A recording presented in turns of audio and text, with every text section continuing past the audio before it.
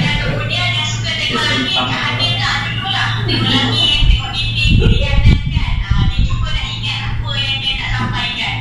So, kalau anda adalah individu-individu ini, so saya akan kongsikan 4 perkara yang akan membantu anda untuk mengurangkan rasa malu untuk memandangkan diri. Yang pertama ialah jika anda diberi peluang lah untuk berucap, membuat public pengucapan awam. Yang pertama sekali, datang awal di tempat yang kita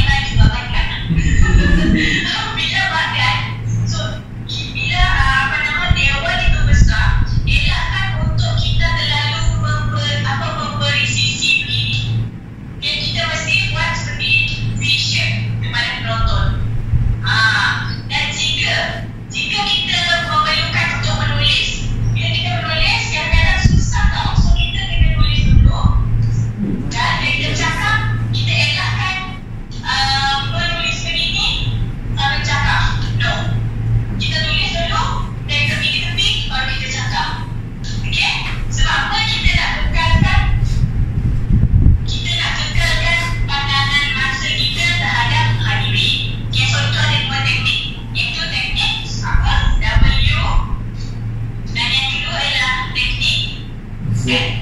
Kiri, kanan, kiri, kanan. Lepas tu pula atas, bawah, tengah, bawah, atas. Okay. Baiklah. So, apakah perkara yang patut dielakkan sewaktu kita pandang hari ini? Iaitu 3L seperti saya kata tadi. Elak untuk kita pandang langit. So, kita tahu yang kat langit tu tak ada orang. Lain macam kalau kita tengok kat atas tu, memanjang tengok atas tu, orang kat bawah scary. Apalah yang dia tengok kat atas tu ada bergantung ke? Kan semacam. Mana Kak Adik tahu, Kak Adik tahu ke tak? Tadi Alhamdulillah dia dah banyak buang dah pandang langit tu. Dia banyak lebih terpandang dekat mata, jatuh ke hati dah sekarang ni. Okey, elakkan pandang luar dan kemudian elakkan pandang lantai. Tapi dia kena tambah satu lagi, elakkan melilau. Melilau ni selalu berlaku pada Hazim. Sebab dia banyak berhafal, jadi dia punya pandangan mata tu seolah dia macam membaca skrip tau. Seolah skrip ke depan mata dia, skrip halimunan. Dengan tangan dia lagi dengan mata dia kecil. So itulah pakailah saya tambah yang keempat adalah melilau. So rasanya itu saja untuk kaedah 1 tahap 6 ni. Salah, tahap 1 kaedah 6. Itu saja dia. So macam kita ni semua dah tahap 2 dah. Macam saya, Kak Aning dengan Tuan Garis dah tahap 3 kan. Termasuk tahap 3 insyaAllah lah. So benda ni benda dah ada lah sebenarnya. So kita just pulang kaji. Okay? Ada apa-apa soalan tak? Ataupun pernah tak berlaku kepada anda sebelum ni mengalami situasi yang macam itulah, susah nak tengok hari ni ke, susah nak apalah, ada tak nak tanya ke, nak kongsi ke macam mana?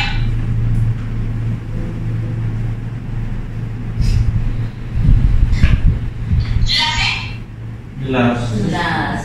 Okey. So bila dah jelas tu rasanya bolehlah cepat pula saya buat kelas kalau online ni kalau depan-depan nampak pula. Kita teruskan dengan sesi latihan kita lah. Boleh mana kongsi kita tadi? Apa topiknya? Saya tak topik bebas lah. Topik bebas kah? Topik bebas. Bebas. Topik kita bebas. Asalkan kita buat yang pandang hari ini lah. Kita kekalkan menggunakan tahap 1 kaedah 6 ni. Apa-apa topik tak kisah. Macam biasa kita guna masa 5 minit dengan 8 minit lah. Belum ada topik ni. Belum ada topik. Ya, sih mana topik. Okey, kita buat Apa spontan ada lah. Belum. Kita buat spontan. spontan?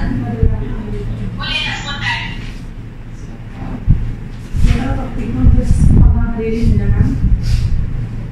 Yes, kita hanya fokus dengan mengaplikasikan pandang hadiri ni, kemahiran pandang hadiri itu saja.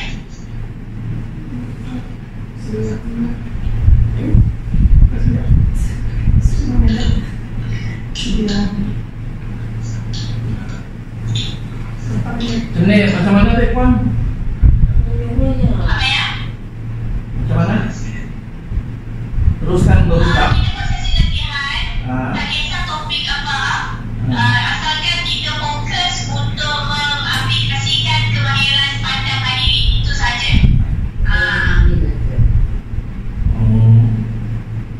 So gunakan kaedah apa nama yang tadi tu lah. Iaitu kita yakin dengan apa yang kita nak sampaikan. Kemudian teknik-teknik tu, teknik ni pun tak tu sangat lah. Sebab tempat ni pun macam kecil. Sekejap je tengok seorang. Dah. Tengok seorang. Tengok seorang, dah.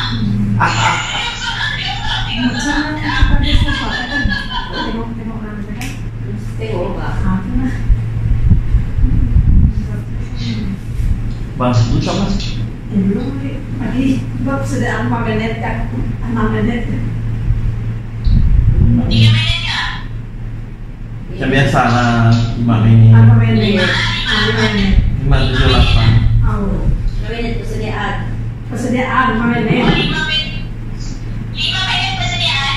Ya, perlu lagi sedia. Apa itu persediaan 5 minit? Mana ada tajuk. Mangak cikgu enggak itu. Mama adikku 5 minit. Okey lah, 5 minit lah, 5 minit lah. Lupa dah apa tadi. Ada satu lagi. Contoh jika kalau kita berucap di depan penonton yang ramai kan, and then kemudian kita rasa macam masih lagi rasa terburuk, kita cari seorang peserta ataupun beberapa orang peserta yang ada di dalam tu yang memberi respon. Contoh bila kita ucapkan dia angguk, so maksudnya kita jadikan dia sebagai tumpuan. So untuk kita lihat dia. Tapi jangan pula hanya lihat dia seorang. Kan? Kita lihat juga yang lain juga. So maksudnya dengan adanya individu begini, dia akan membuatkan kita rasa lebih percaya yang kita ni boleh berucap. Dan kita akan rasa macam ada orang yang mendengar apa yang kita cakap. So kita akan jadi lebih lancar insyaAllah dalam ucapan kita. So yang tu saya terlupa lah nak kongsikan. So benda tu adalah benda yang selalu saya buat setiap kali saya membuat ucapan awak. Betul.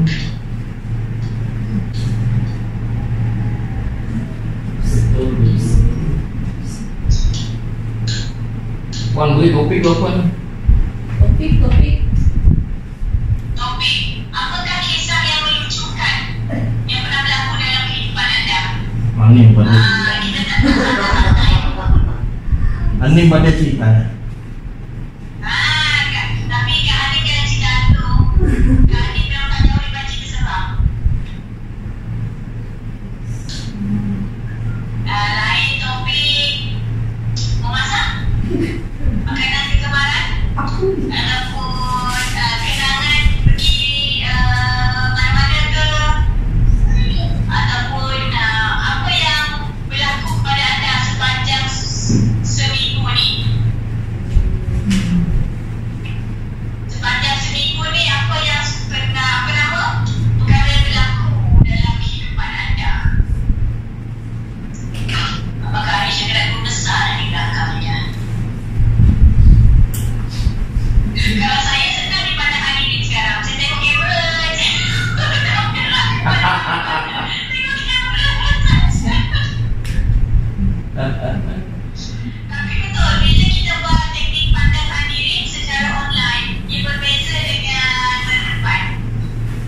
Apa yang selalu kesalahan yang berlaku, saya kongsikan sikit yang berlaku dalam online ni lah, bila buat pandang hadirin, kita tengok gambar ataupun video dekat paparan skrin. So benda tu yang salah. Okay? Sebab bila kita tengok paparan skrin, kita tak tengok mata hadirin tau. Kita tengok skrin kita. Sebab itulah hadirin yang melihat kita seolah-olah macam dia tengok mata kita ni ke tempat lain, bukan tengok mereka. So itu berbeza dia pandang hadirin secara online dan juga offline. So sebab tu kalau anda diberi berucap buat FB live ke apa kan, ikut kelas, kena membentangkan sesuatu. So baru-baru ni pun KPP Cik Sandy dah tengah dalam proses. Dia kata nak buat program macam ucapan spontan di dalam secara online. So bila kita buat online, elakkan pandang hadirin tu. Sebab tu anda lihat pandang hadirin, kita tengok skrin tidak, tapi kita tengok terus ke arah kamera. So di situlah baru lebih kepada pandang hadirin terus dekat dengan mereka. Okey? Ada beza kat situ kan? Okey, itu sajalah. Sedang-sedang ready, ceritalah apakah pengalaman pertama memandu kapal terbang. Secara real memandu kapal terbang. Macam mana pengalaman pertama? Seronok juga tu nak dengar. Kalau belum ada topik kan? Ada. Mau masih cari. Ada topik. Belum. Seperti biasa. Ya, silakan. Siapa Tuan Karim sekarang? Goreng saja. Biasa tu. Okey. Pusing, saya nak tengok Tuan Karim mana? Itu dia. Baiklah. Oi,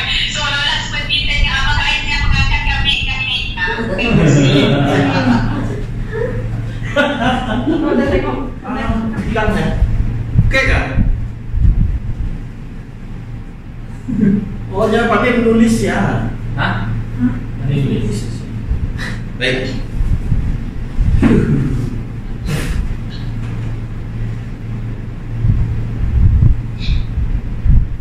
Assalamualaikum warahmatullahi taala wabarakatuh. Apa kabar? Baik. Alhamdulillah. Pertama sekali saya nak ucapkan selamat datang. Selamat datang ke sesi apa tajuk aku tu?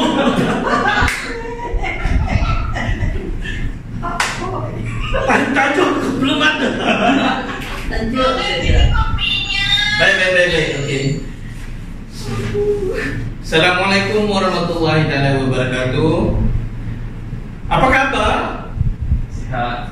Alhamdulillah. Siapa yang di sini datang dari kawasan Lutong? Ada tak? Tidak. Permajaya? Maya saya. Saya Permajaya. Permajaya. Baik. Yang dari kawasan luar? Hampir lah. Hampir. Hampir ke mana? Ya, Airport. Airport Avenue. Airport Avenue. Baik. Mengapa saya tanya? Sebab saya nak kenalan di mana tempat anda berada. Namun pada malam ini saya nak menjelaskan sedikit sebanyak mengenai konteks pengucapan awam. Apa yang penting dalam pengucapan awam dan apa yang kita perlu lakukan untuk kita mengatasi kelemahan. Siapa di sini yang selalu apabila diberikan kesempatan untuk berucap ataupun bercakap di hadapan kawan ataupun rakan ataupun semasa bertugas merasa gemetar, merasa takut? Ada? Ya. Biasa. Masih. Ya. Masih. Cik Azim? Okey. Masih lagi. Tapi saya simpan. Baik. Sememangnya ini adalah sesuatu yang perlu ada pada kita, kerana ia akan menyebabkan kita lebih baik dari satu masa ke satu masa yang akan datang. Jadi di sini saya nak bercakap tentang apa yang boleh kita lakukan bagi mengatasi kelemahan-kelemahan semasa kita membuat pengucapan awam. Lebih-lebih lagi apabila kita nak berucap di hadapan orang yang kita tidak kenal. Kalau kita bercakap dengan rakan-rakan, kawan-kawan sekolah, mungkin agak mudah kerana kita dah mengenali mereka. Namun apabila kita berada di suatu situasi yang mana kita akan bercakap dengan orang yang kita tidak kenali, ia mungkin agak sukar. Siapa yang di sini pernah berada di satu majlis ataupun berpengalaman berada menyaksikan satu majlis yang mana pengacara majlisnya itu bercakap seolah-olah membaca skrip? Ada tak? Ya. Kebiasaannya ramai masih lagi bergantung dengan skrip, ucapan dalam bentuk skrip. Apabila kita berada dalam keadaan begitu, yang kita perlu buat adalah kita perlu buang skrip. Buang skrip bermaksud anda berucap tanpa menggunakan skrip. Ini yang perlu kita lakukan supaya kita kurang gemetar. Sebab bila kita menggunakan skrip, kita tertakluk kepada setiap perkataan, setiap ayat yang anda telah karang tadi dan anda rasa anda perlu katakan. Jadi di sini akan menyebabkan anda lebih rasa gemetar. Yang kedua pula, saya sarankan anda gerak-gerakkan tangan apabila anda berucap. Sekiranya anda tidak menggerakkan tangan, ia akan nampak seperti kaku dan confirm pula. Dan lebih lagi nampak seperti anda membaca. Dahlah tadi kita membaca skrip dan sekarang kita tak gerakkan tangan. dan kita berdiri ataupun kita tidak bergerak langsung, macam tak ada efek terhadap apa yang kita perkatakan kepada kita punya audiens. Jadi penting juga untuk kita gerakkan tangan. Menggerakkan tangan, mungkin pada anda, macam mana saya nak gerakkan? Macam ni kah? Macam ni kah? Lebih kepada apa yang kita nak katakan. Kalau kita perlu bercakap dengan laju, maka tangan kita mungkin bergerak dengan lebih laju. Sekiranya anda bercakap dengan perlahan, maka ianya pun beralih dengan alunan tersebut. Satu lagi perkara yang penting untuk kita kurangkan kita punya gementar. Kadang-kadang kita gementar ni, rasa-rasa nak terkencing pun ada. Betul. Jadi kita kena berdiri teguh. Berdiri teguh supaya kita tahu di mana kita bermula dan di situ kita berakhir. Kebanyakan kalinya kita akan bergerak dan tak balik-balik. Jadi agak-agak membimbangkan kalau keadaan ini berlaku. Seperti yang seterusnya pula adalah kita perlu kuatkan suara. Kuatkan suara. Kenapa ada perlu kuatkan suara? Supaya audiens anda, orang yang mendengar anda tadi, boleh mendengar. Kalau suara kita kecil dan kita seolah-olah berbisik dan bercakap seorang diri, siapa nak mendengar apa yang kita nak perkatakan? Jadi kepentingan untuk kita kuatkan suara. Tetapi bukannya maksud kita meneriak. Oi, bukan begitu. Kuatkan suara, tinggikan sikit tonasi suara anda. Yang seterusnya adalah kita buang penongkat kata. Biasanya penongkat kata ini boleh kita punya audiens kenali. Kalau biasanya kita bercakap berkali-kali, dia akan dengarkan tu, dia akan menjadi bosan. Dia mungkin tidak berminat dengan apa yang nak kita perkatakan. Yang paling penting di sini adalah kaedah yang keenam ini, yaitu pandang hadiri. Kalau kita bercakap dan tidak memandang kepada audiens yang anda bercakap itu di hadapan anda itu, jadi siapa yang nak mendengar kita? Baik, seolah-olah kita bercakap dengan dinding, dengan langit, ataupun dengan lantai. Jadi kita perlu pandang kepada hadirin anda. Yang seterusnya adalah elakkan ketawa kecil. Ketawa-ketawa begini kadang-kadang kita boleh, sekiranya kita mengeluarkan sesuatu jenaka dalam kita punya ucapan. Namun kalau tak ada jenaka, jangan pula sengaja ketawa. Seolah-olah nanti orang akan mengatakan bahawa dia ni mengejek saya. Okey, seterusnya adalah pedulikan bahasa. Jaga dengan baik tata bahasa yang hendak kita keluarkan. Jadi kesimpulannya di sini adalah saya mengatakan bahawa pengucapan awam dan perasaan murung, perasaan takut dan gemetar boleh kita atasi dengan kaedah-kaedah yang telah saya nyatakan tadi. Saya ulang sekali lagi. Pertama, kita buang skrip. Yang kedua, kita gerak-gerakkan tangan. Seterusnya kita berdiri teguh, dan juga kita kuatkan suara. Kita buang penongkat kata, pandang hadirin, elak ketawa kecil, dan pedulikan bahasa. Dengan itu kita boleh menjadi seorang pemidato ataupun ucapan awam yang baik. Okey, sekiranya anda ada apa-apa persoalan, boleh hubungi saya selepas ini. Wabillahi taufiq wal hidayah. Wassalamualaikum warahmatullahi wabarakatuh. Terima kasih. Goreng. Next, kamu kan? Tak terus Ulasan. Ni mau masak sih. Ulasan dulu. Ulasan terus. Okey, ulasan tak boleh nak disangka lagi lah. Pandangan mata memang mantap. Pandangan ini tu memang betul-betul okey lah. Sangat-sangat okey.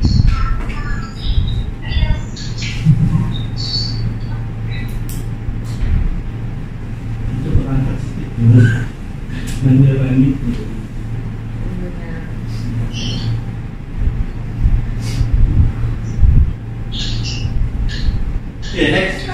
Baik, seterusnya kita akan memperdengarkan Azim dulu lah. Pak Azim sayang. ucapan daripada Pak Azim. Cik Muhammad Azim. Azim dulu. Okey, jadi Oke, dipersilakan.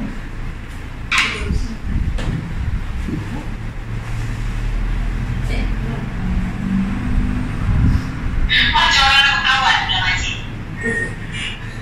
Assalamualaikum warahmatullahi wabarakatuh dan salam sejahtera.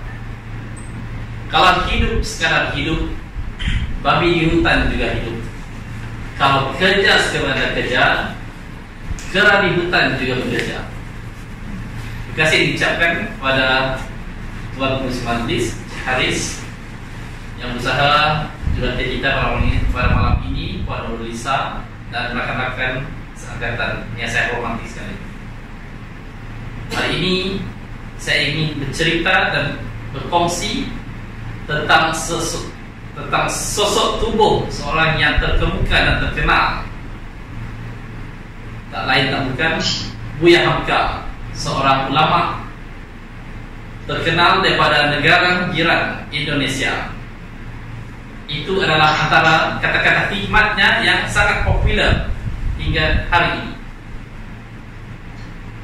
Beliau dilahirkan pada 17 Februari tahun 1908 di Maninjau, Sumatera Barat. Beliau aktif menggiatkan diri dalam gerakan dakwah bersama dengan Persatuan Muhammadiyah, gerakan Muhammadiyah di Indonesia, yang mendirikan madrasah dan pesantren untuk merekrut dan membina kader-kader dakwah untuk mendidik masyarakat di seluruh Indonesia tentang ajaran Islam. Pribadi beliau merupakan, menurut keluarga beliau semenjak kecil sudah dapat dilihat tanda-tanda besar yang beliau akan menjadi seorang yang tokoh yang terkemuka. Kata-kata dan pemikirannya, ide-idenya didengari dan juga didukung oleh rakan-rakan yang lain yang membuatkan beliau menonjol di antara angkatannya yang lain.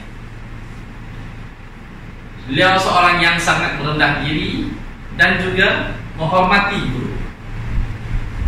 Walaupun beliau seorang ulama yang terkemuka, sudah populer dan pemikirannya diangkat oleh seluruh rakyat Indonesia, namun sifatnya sentiasa merendah diri dan tidak pernah lupa jasa-jasa guru.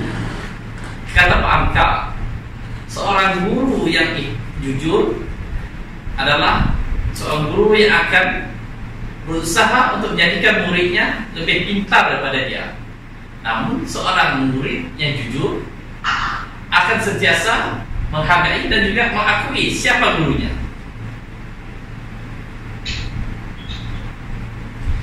Beliau juga seorang yang sangat gemar menulis dan juga membaca. Menurut sahabatnya,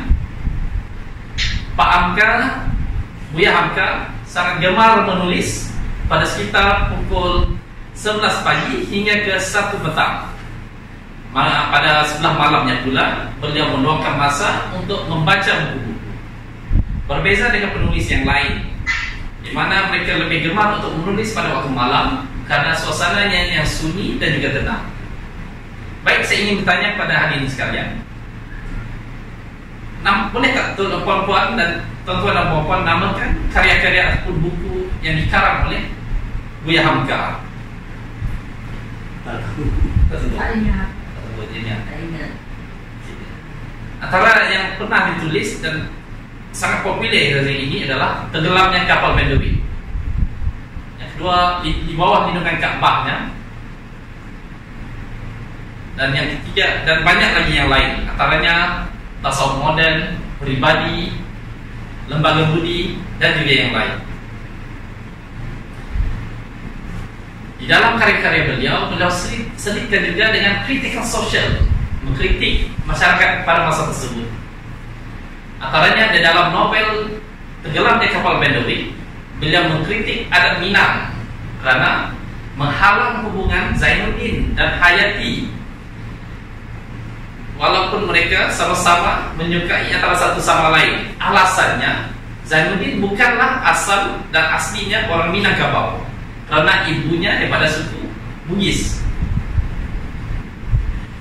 Buku yang kedua adalah Lindungan di Bawah Lindungan Kaabah. Beliau mengkritik masyarakat, pandangan masyarakat terhadap orang lain yang berbeda pangkat dan pertanian keluarga.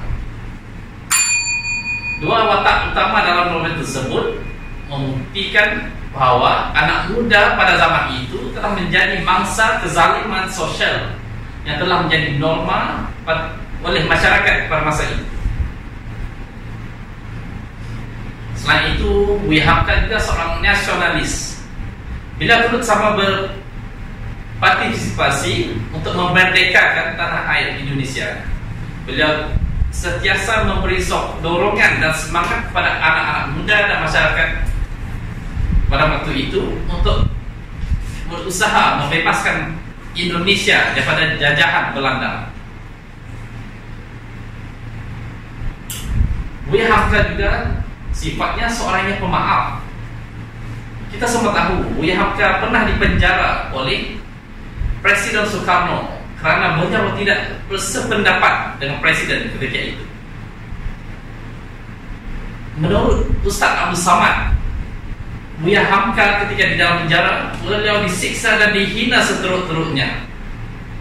Hei Hamka, kamu pengkhianat bangsa, kamu ingin menjual negara Indonesia kepada Malaysia, bukan? Sampai begitu sekali tuduhan dilemparkan kepadanya. Maaf ya Bang, contoh. Namun begitu, beliau tetap memaafkan Presiden Soekarno. Buktinya, apabila Presiden Soekarno meninggal, antara wasiat terakhir Presiden Soekarno untuk Buya Hamka menjadi imam semasa solat jenazah beliau, dan Buya Hamka bersetuju. Bila orang tanya beliau, kenapa beliau begitu senang memaafkan Presiden Soekarno setelah apa yang beliau buat terhadap dirinya di penjara, Buya Hamka jawab, sebenarnya setiap apa yang berlaku ada hikmahnya. Semasa saya di penjara, itulah masa yang terbaik yang saya ada untuk melengkapkan satu karya yang agung, yaitu Tafsir Al-Azhar, Tafsir Al-Quran, yang menjadi sumber rujukan hingga ke masa ini.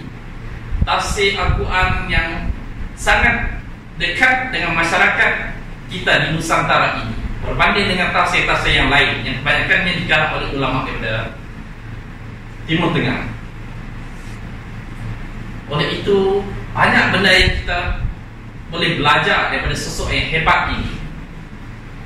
Banyak yang kita boleh ambil iktibar, walaupun daripada novel-novelnya yang berbentuk cinta.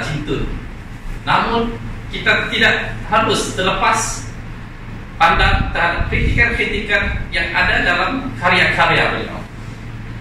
Banyak juga kata-kata beliau yang sangat popular pada hingga hari ini. Antaranya, jangan takut untuk gagal, karena orang yang tidak pernah gagal hanyalah orang yang tidak pernah melangkah. Dan ada lagi yang lain, saya sudah tidak ingat. Dan itu saya ingin akhiri ucapan saya dengan terima kasih. Terima kasih.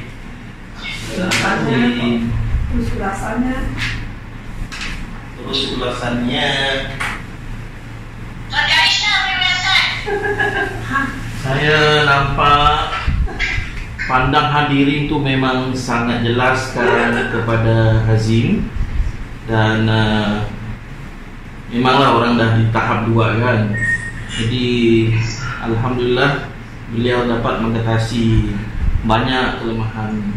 Lebih-lebih lagi pandang hadirin sekarang. Dan boleh attack orang pula. Tanya Hazim.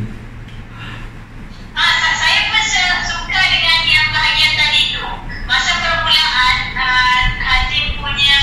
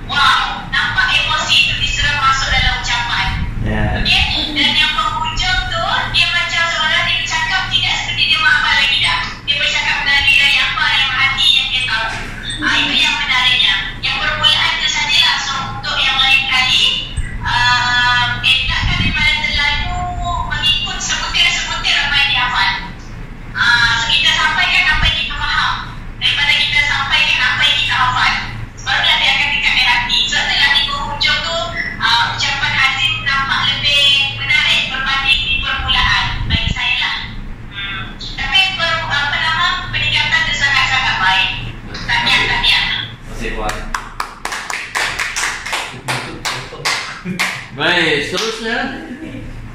Lutut jatuh. Rasa curi Apa? atau rasa. Jawab tu. Masuk dah. Ah, kita nomor 3. Air pulang air. Okey lah, okey lah. Hanim nomor 3. Okey. Awalnya pun kemudian saya yang pergi toilet dulu ya. Aku giliran saya pergi toilet kan. Tunggu rupiah datang menjemput pemidato kita yang ketiga, yaitu Puan Nur Hanim, untuk menyampaikan tajuk ucapan beliau. Dipersilakan.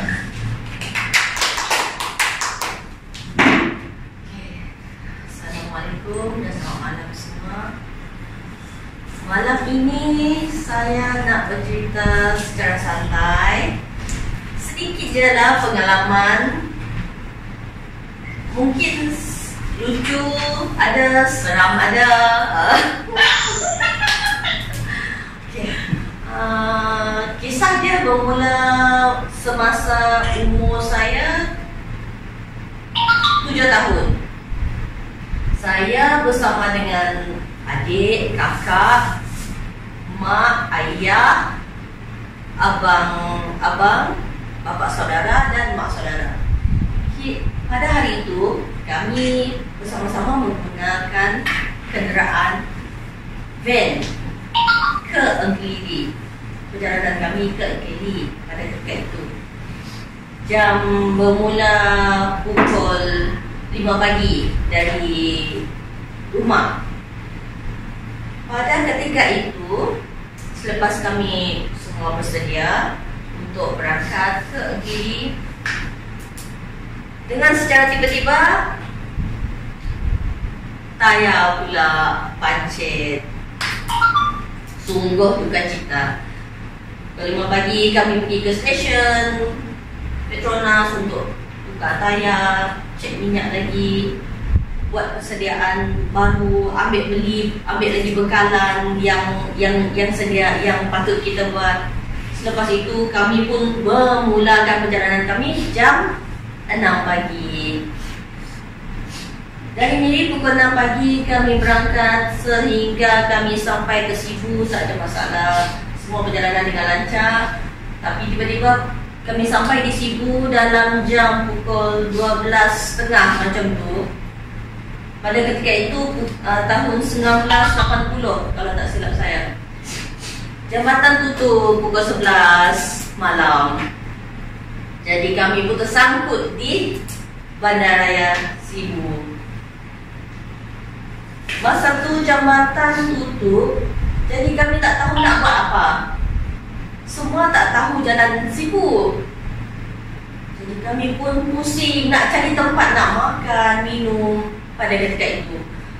Kami terjumpa satu runabout untuk mencari makanan ataupun minuman kedai yang untuk kami berehat pada ketika itu. Setiba kami di runabout tu, kami jumpa tempat untuk menuju ke Sibu dan kami pusing, tapi tak jumpa. Kami masih juga jumpa perkuburan Islam. Selepas itu, selepas setengah jam kami menuju ke Sibu, tapi kami jumpa lagi runabout tu menunjukkan perkuburan Sibu kali kedua. Dan kami pun fikir kemungkinan di Sibu masa tu ada tempat perkuburan, ada beberapa tempat. Dan kami pusing kali ketiga runabout tu, dalam setengah jam kami jumpa lagi tanda tu perkuburan Sibu. Astaghfirullahalazim. Kami berhenti di tepi jalan dan baca Al-Fatihah ramai-ramai di dalam kenderaan tersebut dan minta petunjuk. Selepas itu baru kami sampai. Dalam setengah jam baru kami sampai ke Bandaraya Sibu. Dan nampaklah di situ ada gerai makan dan kami singgah duduk minum. Semua dengan perasaan masih dengan takut. 3 jam berpusing di Bandaraya Sibu, tempat yang sama. Lepas tu Selepas kami berehat, minum, makan di gerai tersebut, kami pun beredar ke JT untuk menunggu JT untuk buka. Masa tu dia dalam tanda tu dia menunjuk jam 5 pagi. Baru jambatan itu buka untuk menuju ke Rajang. Silap. Ferry lah, bukan jambatan. Maaf, ferry. JT ferry. Seterusnya jam 5 pagi pun kami pun meneruskan perjalanan kami menuju ke Enkelidi tadi. Perjalanan tadi pun dalam masa 5 jam kami sampai ke Siaman. Ke Enkelidi. Jam 5 pagi, 5 jam pagi. Ketika itu dalam pukul tengah hari baru kami sampai ke Enkelidi.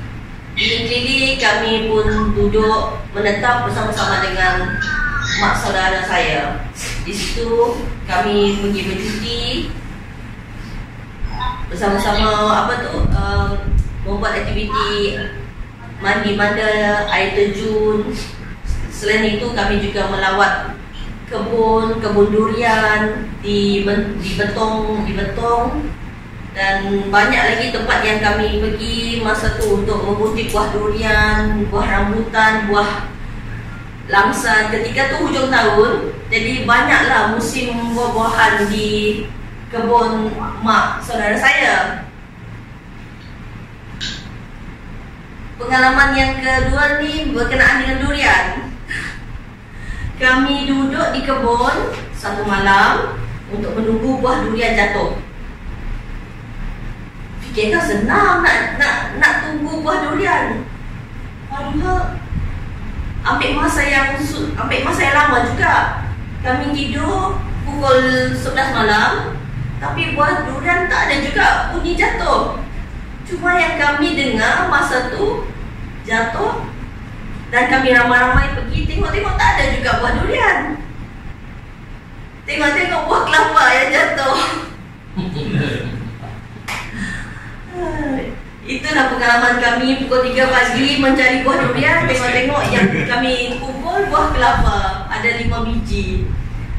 Dah 3 hari bermalam di kebun, barulah ada kami kumpul buah durian, adalah sebakul untuk kami bawa balik ke Miri pada hari itu. Dan selain itu,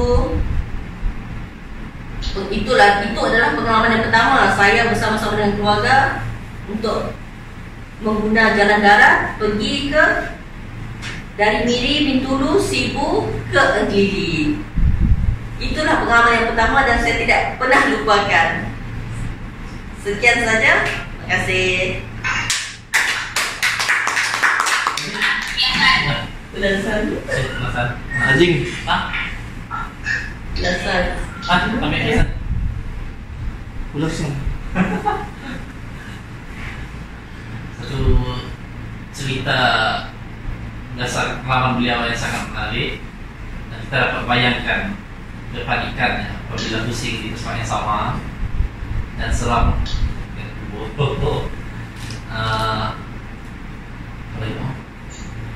Biasanya memang semuanya diceritakan dalam keadaan yang sempurna dan pandang hadirin dengan baik, dan beliau berjaya membawa memang sama dengan penceritaan. Betul. Okey, ya. Mantap. Oh. Tidak ada mata ke langit lagi dah.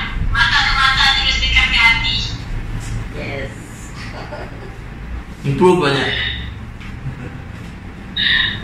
Okey, silakan seterusnya siapa? Nyata lagi rasa ini. Dah belasannya. Dah. Baik, seterusnya kita jemput pidato kita yang keempat, yaitu Puan Rupiah untuk menyampaikan tajuk ucapan beliau. Dipersilakan.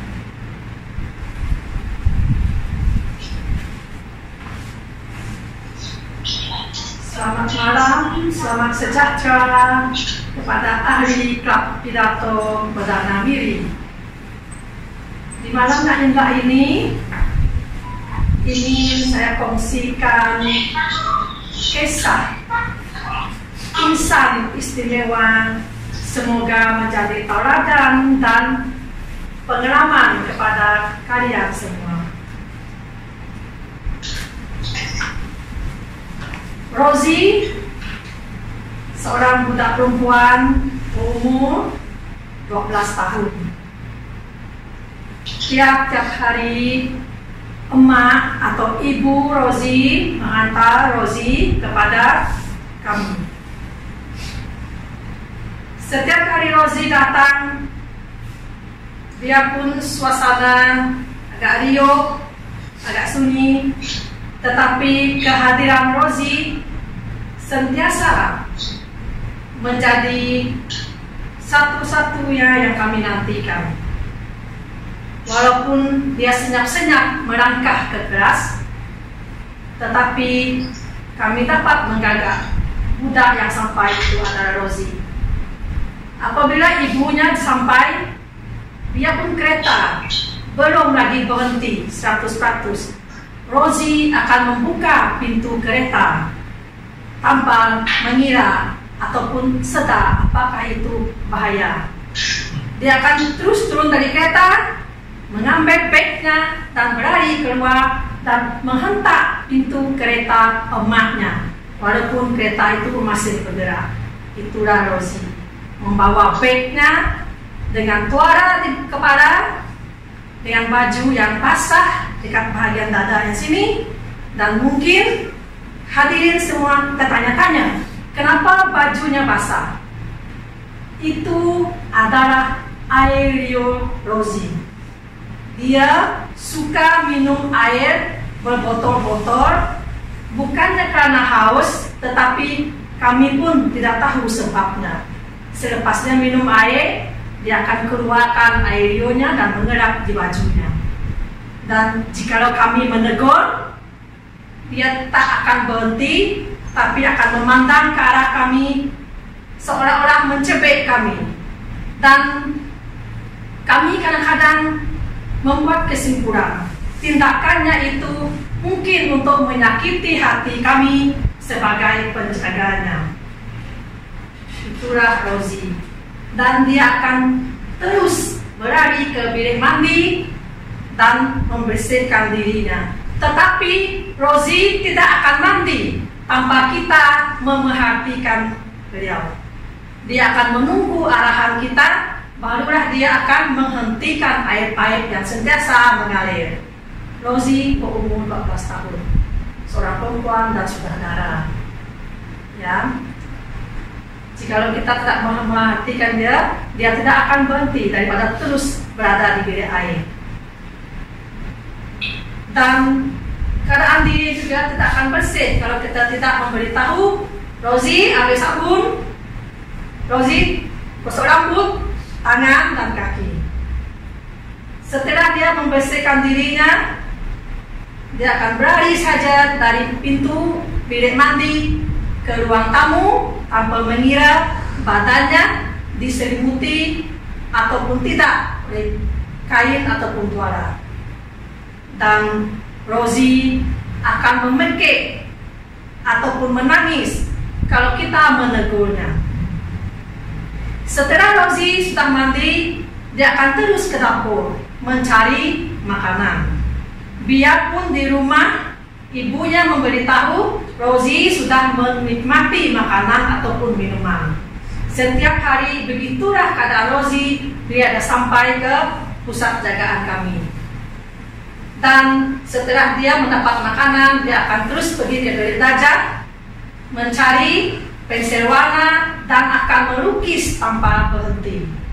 Sehingga pensil warna tersebut tumpul habis sampai penghujungnya. Itulah rutin sehariannya sehingga petang, dan kadang-kadang menjadi pertanyaan kami, walaupun kami tidak mendengar, tidak sedar kehadiran ibu atau bapaknya mengambil dan balik dari pusat jagaan, Tetapi Rosie boleh terus mengambil bagnya dan berlari keluar. Sehingga kami mengikutnya dari belakang dan melihat kenapa dia berlari keluar. Dan baru kami tahu dan sedar bahwa ibunya telah sampai. Lihat begitu tajamnya telinga Rosie mendengar kehadiran ibu sampai, sedangkan kami sendiri pun tidak dengar. Ini kisah Rosie.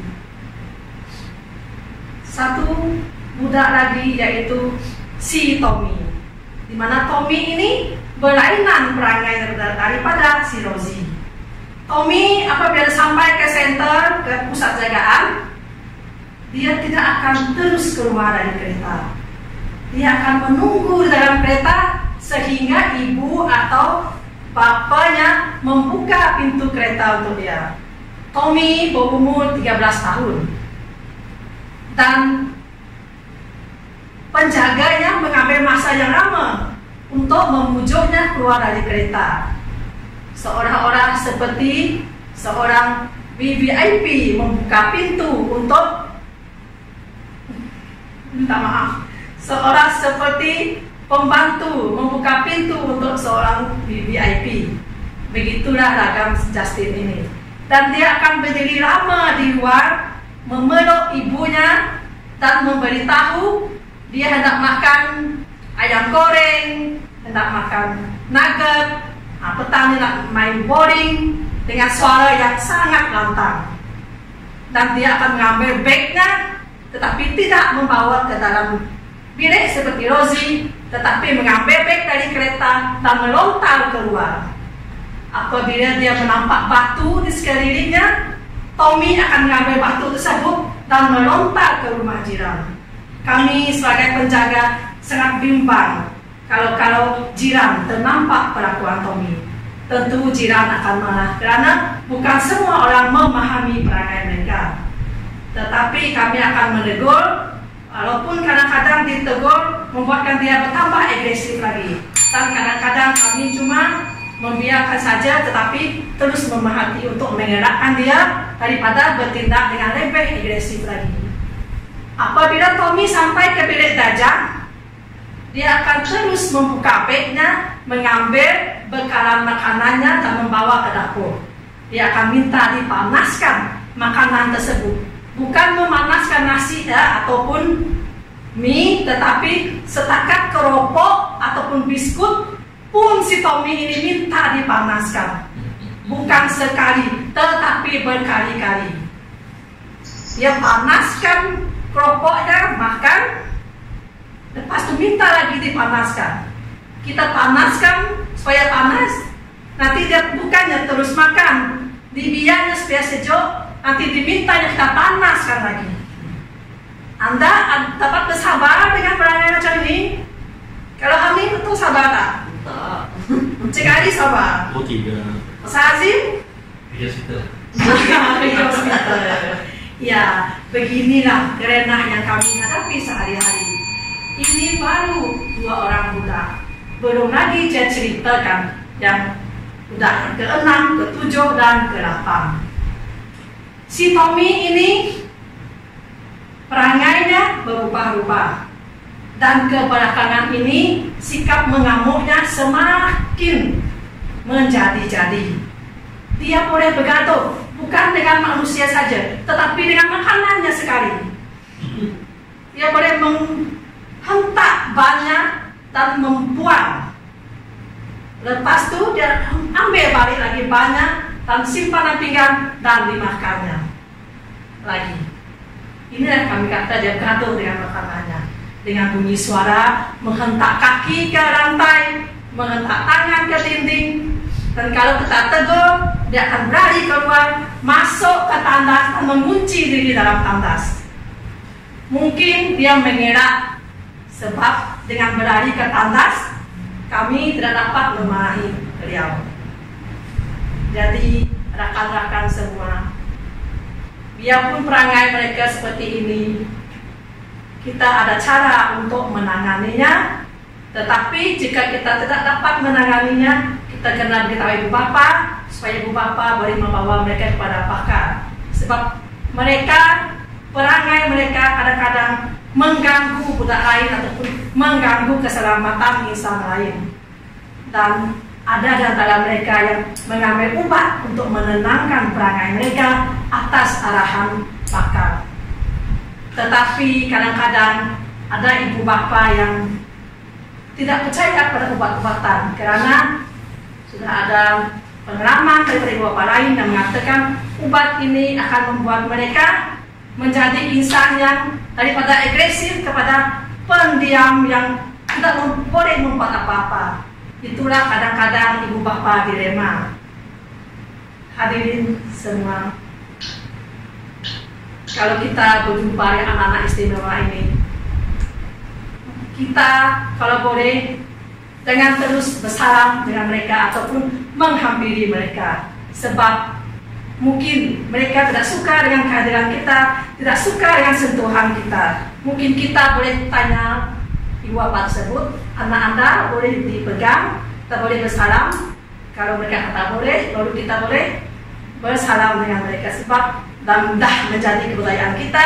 Bila berjumpa dengan budak-budak, kita ingin menyentuh dan bersalam dengan mereka. Semoga perkongsian saya malam ini menjadi satu pengalaman, satu iktibar yang boleh kita pelajari bersama, dan di lain kali kita lagi berkongsi lagi bermacam-macam perangai budak istimewa ini. Sekian, terima kasih. Wow. Sini kak. 11 menit untuk saat. 11 kak. Si terasa hebat penceritaannya. Perkongsian yang sangat menarik sebab ia berdasarkan kisah yang benar. Malah hari ini pun saya dapat lihat Kak Rupiah kita membuat ucapan yang betul-betul dekat dari hati, dan pandangan hadirin dia tu memang sangat-sangat baik, lebih baik daripada sebelum ni. Malah cara dia berucap pun ada peningkatan. Kalau sebelum ni dia banyak bercakap Melayu, tapi hari ini dia lebih jelas apa yang diucapkan, dan tidak ada lagi main curi-curi perkataan seperti sebelum ni. So satu peningkatan dan perkembangan yang sangat baik. Tahniah. Okey, jadi Wan boleh ya. Okey, so rasanya tahniah saya ucapkan kepada semua para rakan-rakan untuk KPP diri. Syabas, semua telah melakukan ucapan masing-masing dan semua telah menunjukkan kemahiran tahap 1 dan 6 iaitu pandang hadirin. So oleh itu, untuk kelas hari ini tamat di sini sahaja. InsyaAllah kita akan berjumpa lagi untuk sesi yang akan datang. Kita tunggu pengumuman daripada dalam kita punya WhatsApp nanti lah. Okey, so apa-apa pun tahniah dan terima kasih sekali lagi. Yang pertama adalah sejarah. Assalamualaikum dan selamat malam. Waalaikumsalam. Terima kasih. Terima kasih. Selfie. Apa ikut? Ini nak selfie. Selfie Kami screenshot. Kita kumpul dekat handphone, kami screenshot. Kumpul sana ya belakang. Kumpul semua dekat handphone. Okey. Buka ya. Kami akan screenshot lah. Oh. Okey. Stop sikit. Okey. Puan Rupiah siapa? Kak Rupiah siapa? Siapa? Masing. Tadi. Okey, nampak. Okey, lagi ya. Okey, 1, 2, 3. Okey. One more time. Macam ya, perlu selfie. Oh, Jamia lah. Okey. Okey, sedia. 1, 2, 3. Okey. Dah. Alright, thank you. Best juga kelas 1. Kali maknya mau. Okay, thank you. Sekejap habis, oi. Okey, balik lagi. Assalamualaikum. Bye. Salam, bye. Salam.